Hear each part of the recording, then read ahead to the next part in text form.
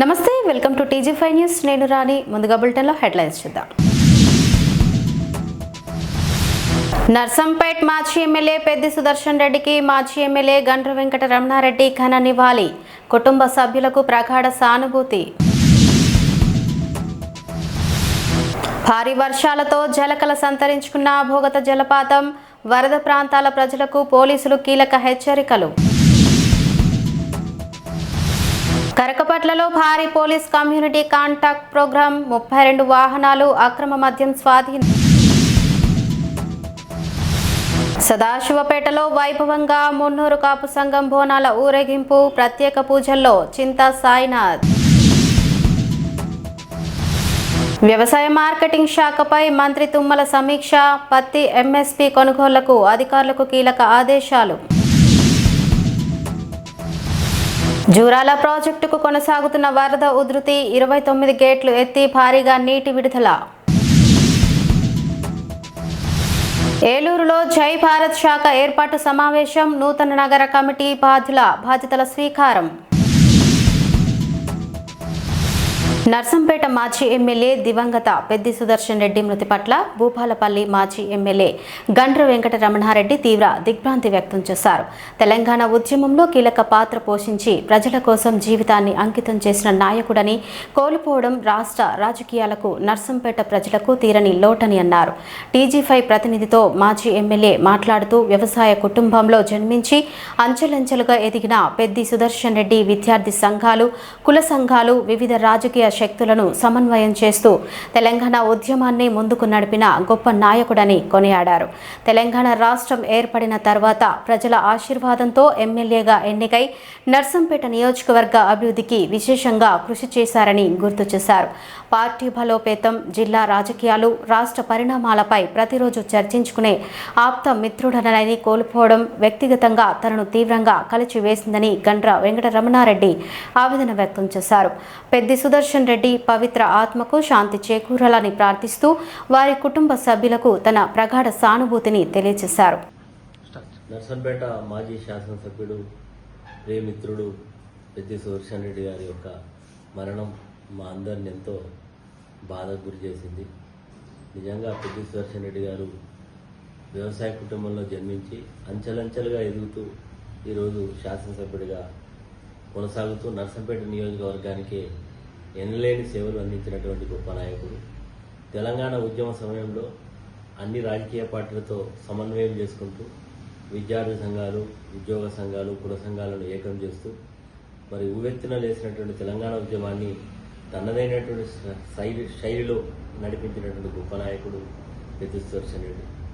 మరి ఎంతో ఉజ్వలమైనటువంటి భవిష్యత్తు కలిగినటువంటి పెద్ది సుదర్శన్ రెడ్డి మరి మరణించడం నిజంగా వ్యక్తిగతంగా నాకెంతో బాధను కలిగించింది.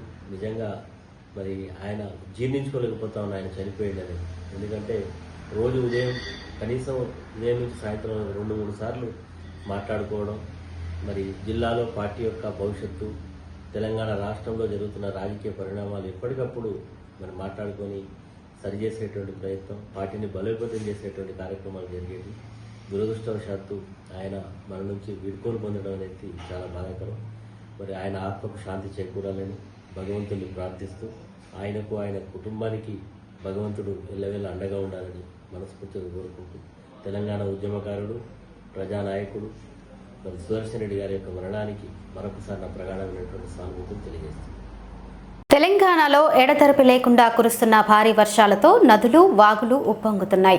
ఇదే సమయంలో ములుగు జిల్లా వాజేడు మండలంలోని ప్రముఖ పర్యాటక కేంద్రం భోగత జలపాతం జలకలను సంతరించుకుని ప్రకృతి ప్రేమికులను ఆకట్టుకుంటోంది.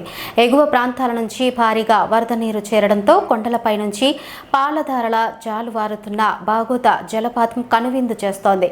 ఈ అద్భుత దృశ్యాలను తిలకించేందుకు పర్యాటకులు పెద్ద సంఖ్యలో తరలివస్తున్నారు. అయితే జలపాతం వద్ద నీటి ప్రవాహం ప్రవాహం ప్రమాదకర స్థాయిలో ఉండడంతో అధికారులు అప్రమత్తంగా ఉండాలని హెచ్చరిస్తున్నారు. భారీ వర్షాల నేపథ్యంలో ములుగు సబ్ డివిజన్ ఎస్డిపిఓ ఎన్ రవీందర్ ప్రజలకు కీలక సూచనలు చేశారు. ఉప్పొంగి ప్రవహిస్తున్న వాగులు, వంకలు, కాలువలు, వరద నీరు ప్రవహిస్తున్న రహదారులను ఎట్టి పరిస్థితుల్లోనూ దాటొద్దని సూచించారు. అత్యవసరమైతే తప్ప బయటకు వెళ్లొద్దని, పిల్లలను వరద ప్రాంతాలకు వెళ్లనివ్వొద్దని తల్లిదండ్రులకు విజ్ఞప్తి చేశారు. రైతులు, పశువుల కాపరులు పిడుగుల సమయంలో జాగ్రత్తలు పాటించాలని, వాహనదారులు ముఖ్యంగా రాత్రి వేళ అప్రమత్తంగా ప్రయాణించాలని సూచించారు. వరద ప్రభావిత ప్రాంతాల్లో పోలీసులు 24 గంటల పాటు నిరంతర పర్యవేక్షణ కొనసాగిస్తున్నట్లు తెలిపారు. ప్రజలు అధికారుల హెచ్చరికలను తప్పనిసరిగా పాటించాలని విజ్ఞప్తి చేశారు.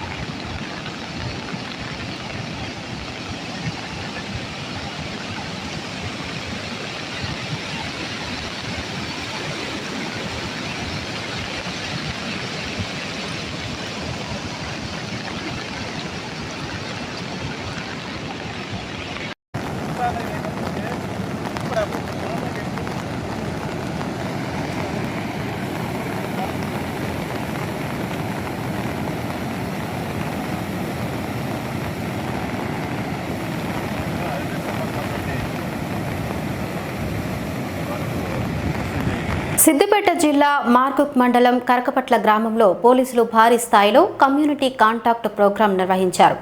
గజ్వెల్ ఏసీపీ నరసింహులు ఆధ్వర్యంలో 111 మంది పోలీసు సిబ్బంది, 2 సిఐలు, 10 మంది ఎస్ఐలతో కలిసి 9 ప్రత్యేక బృందాలుగా గ్రామంలోని ఇళ్లలో విస్తృతంగా తనిఖీలు చేపట్టారు. గ్రామంలో శాంతి భద్రతల పరిరక్షణ, నేరాల నియంత్రణ లక్ష్యంగా ఈ ప్రత్యేక ఆపరేషన్ నిర్వహించారు. తనిఖీల్లో సరైన పత్రాలు లేని 32 ద్విచక్ర వాహనాలను, బెల్ట్ షాపుల్లో అక్రమంగా నిల్వ ఉంచిన 29 లీటర్ల మద్యాన్ని పోలీసులు స్వాధీనం చేసుకుని సంబంధిత వ్యక్తులపై కేసులు నమోదు చేశారు. ఈ సందర్భంగా ఏసీపీ నరసింహులు మాట్లాడుతూ గుర్తు తెలియని వ్యక్తులకు పూర్తి వివరాలు, గుర్తింపు పత్రాలు పరిశీలించకుండా ఇళ్లను అద్దెకు ఇవ్వొద్దని సూచించారు. గంజాయి, డ్రగ్స్ వంటి మత్తు పదార్థాలకు యువత దూరంగా ఉండాలని, అక్రమ కార్యకలాపాలపై వెంటనే పోలీసులకు సమాచారం అందించాలని కోరారు. గ్రామాల్లో సీసీ కెమెరాలు ఏర్పాటు చేసుకోవడం, వాహనదారులు హెల్మెట్ ధరించడం, ట్రాఫిక్ నిబంధనలు పాటించడం ద్వారా నేరాల నియంత్రణకు ప్రజలు సహకరించాలని విజ్ఞప్తి చేశారు. అంటే అతనికి మేము కూడా పోలీసులుగా సహకరించడానికి ఒక డ్రగ్స్ అడిక్షన్ సెంటర్ కూడా ఇక్కడ సిద్దిపేటలో మనకు ఉంది. ఇది వేరే రాష్ట్రాల నుంచి వచ్చినటువంటి అలవాటు తెలంగాణలో కూడా చాలా వేగంగా ఈ డ్రగ్స్ సంస్కృతి విస్తరిస్తూ ఉన్నది. కాబట్టి ఇది మొట్టమొదటి స్టేజ్లో మనం అణిచివేయాలి. ఒకసారి మన చేతి దాటిపోయినట్టయితే ఇప్పుడు మనం చూడు తాగుబోతుంటే పల్లెటూళ్ళలో కాదు కూడా రోడ్ల పడి తాగి పడిపోతుంది, చాలా కామన్గా అయిపోయింది. రేపు డ్రగ్గులు కూడా అదే విధంగా అయిపోతారు. అట్లా అయిపోయినప్పుడు ఇక డ్రగ్ చేయనోడు అందరు తాగుతారు, అందరూ యూజ్ చేస్తారని అడిగేస్తే ఎవరు చంపుతారో అర్థం కాదు, ఎవడెవరితో కొట్లాడుతుంటో అర్థం కాదు. కుటుంబాలన్నీ కూడా అస్తవ్యస్తాలు పాలైపోతాయి అట్లాంటివి. కాబట్టి మీకు ఒకటి విజ్ఞప్తి, కట్టబడ్డ లోకల్ ఇల్లు ఉన్నటువంటి వాళ్ళందరూ కూడా ఎవరైనా మీ కిరాయికి వచ్చినట్లయితే ఆ కంపెనీ ఆయనతో ఒక షూరిటీ, లోకల్ పర్సన్ షూరిటీ, నాకు తెలుసు మా కంపెనీలో పనిచేస్తున్నారు కంపెనీ తీసుకొని ఆ కంపెనీ ఐడి కార్డు తీసుకోండి ఫస్ట్.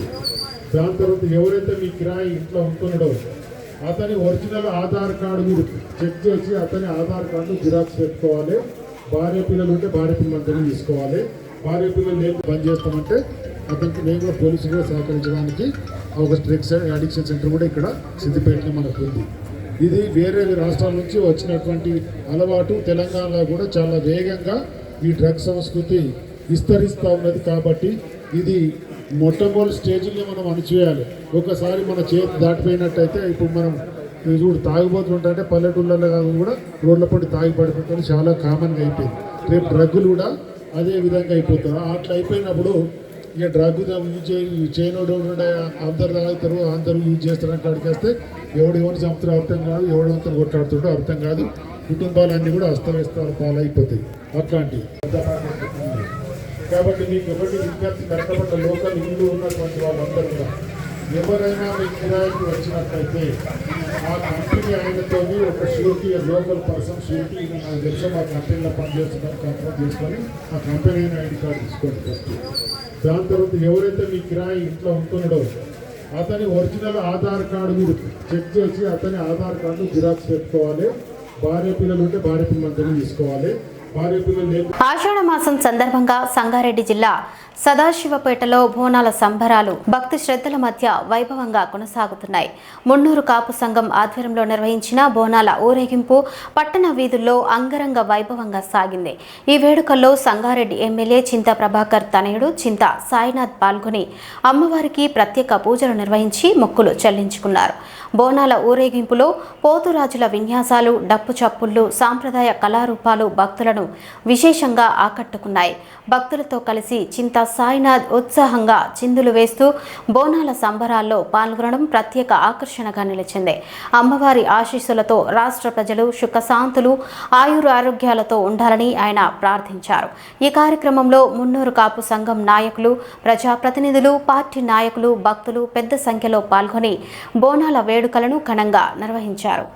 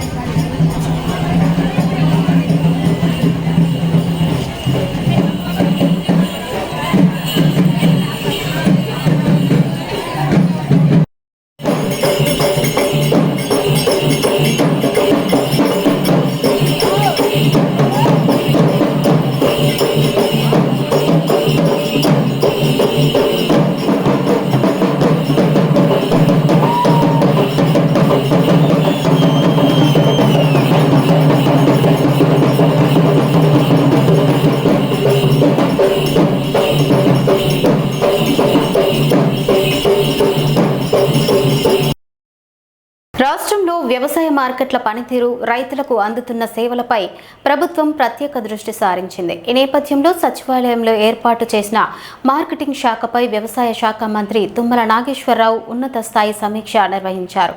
వ్యవసాయ మార్కెట్ల పనితీరు, అభివృద్ధి పనుల పురోగతి, మార్కెట్ ఫీజుల వసూలు, మార్కెట్ యార్డుల్లో చేపడుతున్న సోలార్ ప్రాజెక్టుల అమలుపై అధికారులతో మంత్రి సమీక్షించారు. రానున్న పత్తి సీజన్ను దృష్టిలో ఉంచుకుని కనీస మద్దతు ధర కొనుగోలు ఏర్పాట్లపై ప్రత్యేకంగా చర్చించారు. రైతులకు ఎలాంటి ఇబ్బందులు లేకుండా పారదర్శకంగా పత్తి కొనుగోలు నిర్వహించేందుకు అవసరమైన అన్ని చర్యలు తీసుకోవాలని అధికారులకు మంత్రి తుమ్మల నాగేశ్వరరావు స్పష్టమైన ఆదేశాలు జారీ చేశారు.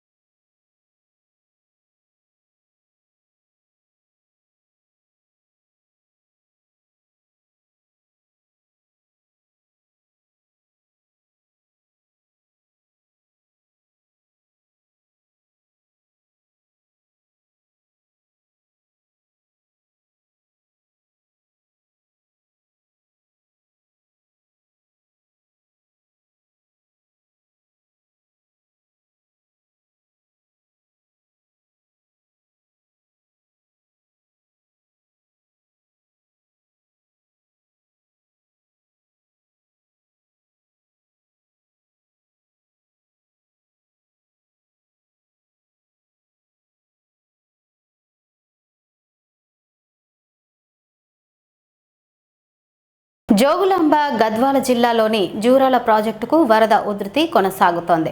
ఎగువ ప్రాంతాల నుంచి భారీగా వరద నీరు చేరుతుండటంతో అధికారులు అప్రమత్తంగా వ్యవహరిస్తున్నారు. ప్రస్తుతం జూరాల ప్రాజెక్టు 29 గేట్లను ఎత్తి దిగువకు భారీగా నీటిని విడుదల చేస్తున్నారు. ప్రాజెక్టులోకి సుమారు 1.77 లక్షల క్యూసెక్కుల ఇన్ఫ్లో వస్తుండగా 1.76 లక్షల క్యూసెక్కుల అవుట్ఫ్లోను విడుదల చేస్తున్నారు. మరోవైపు ఎగువ దిగువ జూరాల జల విద్యుత్ కేంద్రంలో మొత్తం 11 యూనిట్లతో విద్యుత్ ఉత్పత్తి కొనసాగుతోంది. వరద పరిస్థితులను అధికారులు ఎప్పటికప్పుడు పర్యవేక్షిస్తూ దిగువ ప్రాంతాల ప్రజలు అప్రమత్తంగా ఉండాలని సూచిస్తున్నారు.